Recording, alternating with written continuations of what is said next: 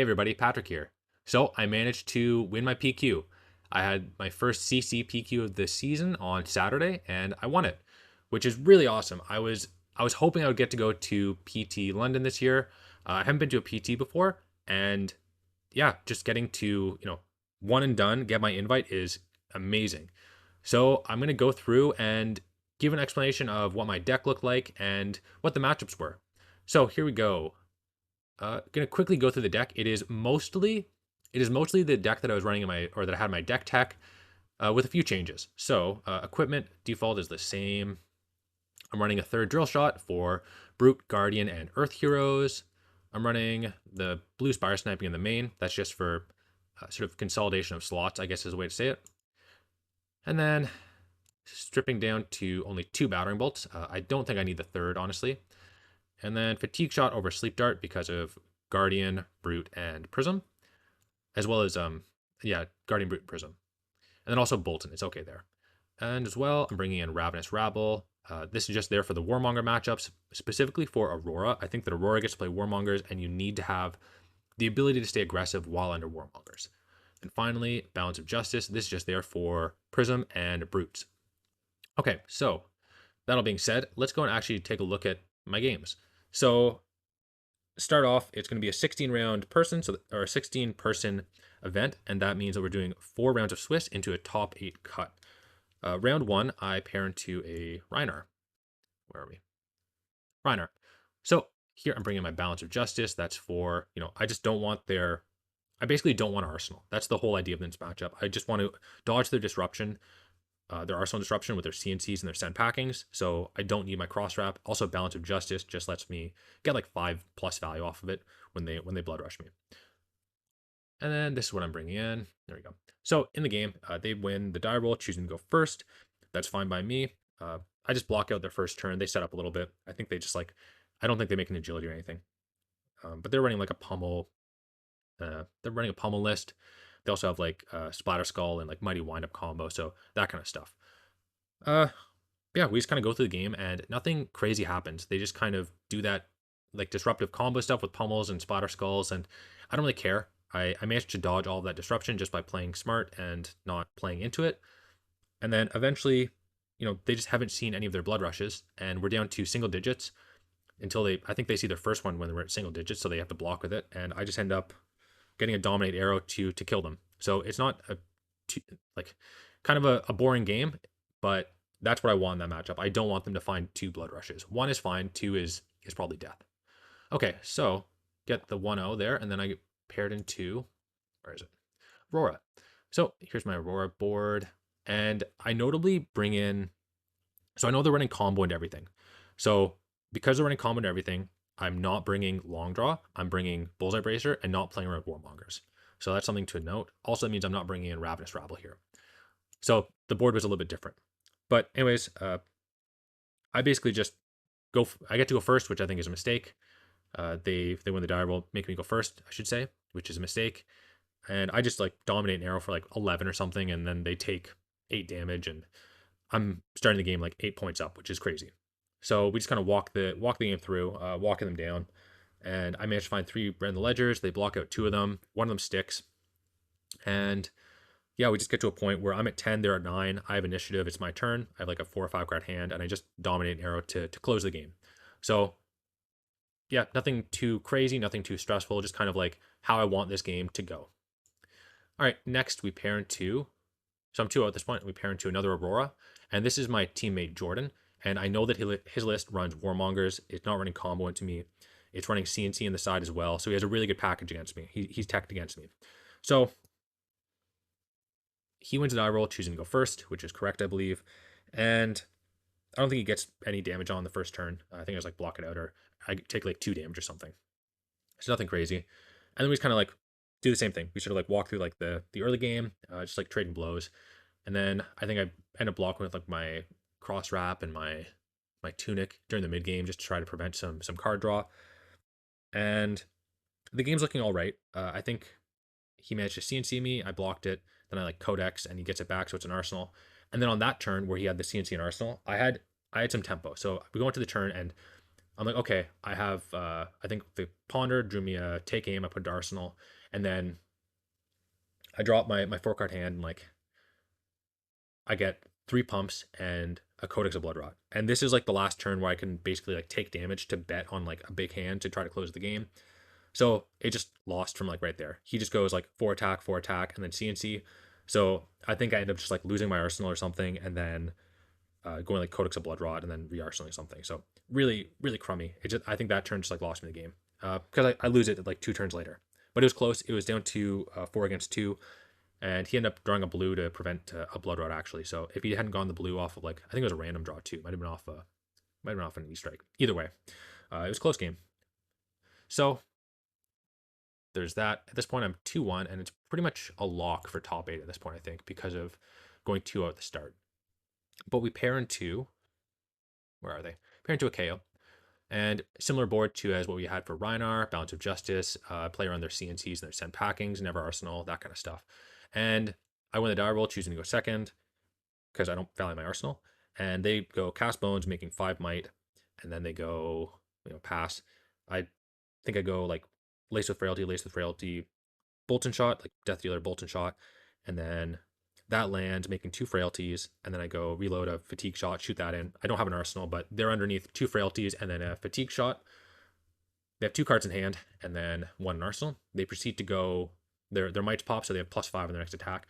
They go Blood Rush, and then Claw, and then some like 6 power attack. So the fact that they had 2 frailties and they were under Fatigue Shot saved me so much damage that turn.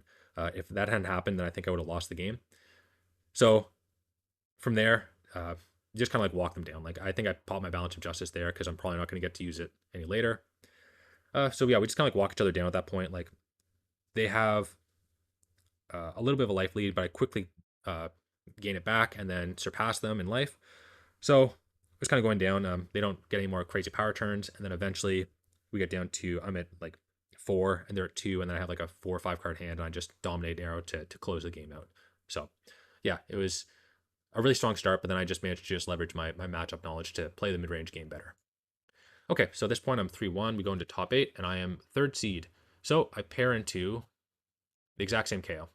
So same KO again. I'm higher seed. He's like, I'm 3rd seed, so what would he be? 6th seed or something like that? Yeah.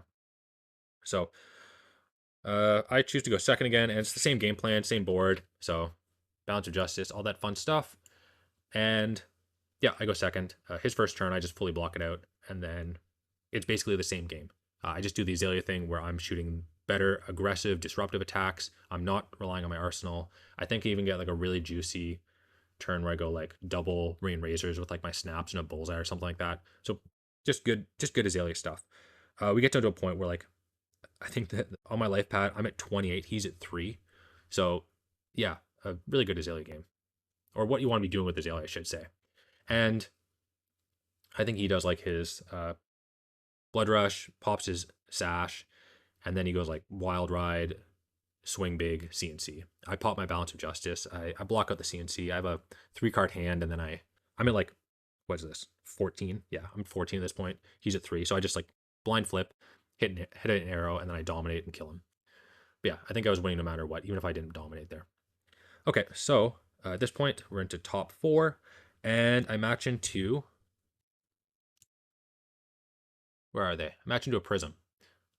Come on, there we go.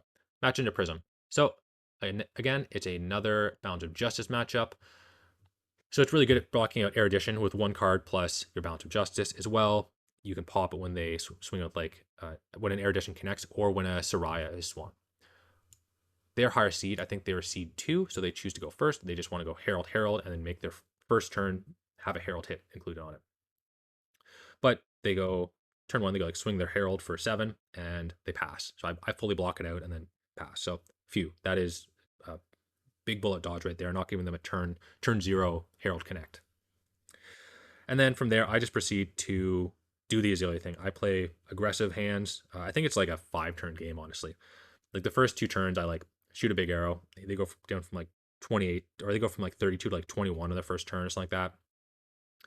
And then I think they come in with like an erudition on their turn 2, and then I block like an arrow plus Balance of Justice. They wrath it over the top. I don't think they should run wrath in this matchup. I think they should be running Warmongers, but I don't think my opponent was.